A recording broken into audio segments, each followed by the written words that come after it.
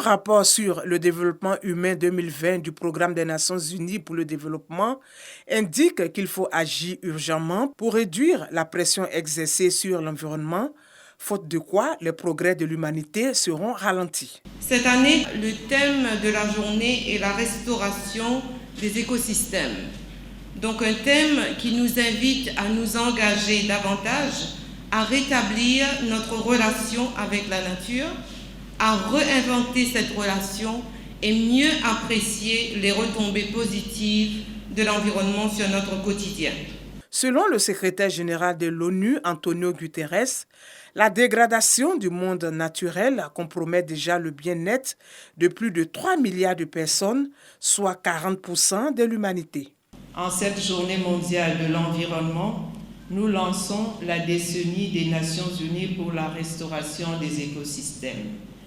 Des gouvernements, des entreprises, de la société civile et des particuliers uniront leurs forces dans une tentative mondiale inédite pour soigner la Terre.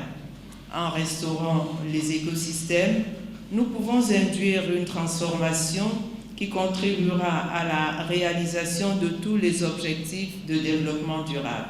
La Côte d'Ivoire ne baisse pas les bras. Elle mène plusieurs actions en matière de protection de l'environnement et de restauration des écosystèmes.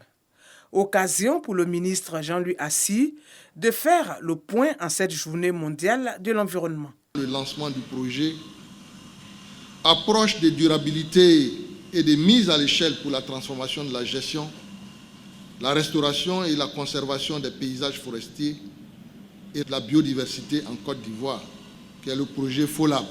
Pour restaurer les paysages forestiers presque réduits à néant par l'action de l'homme.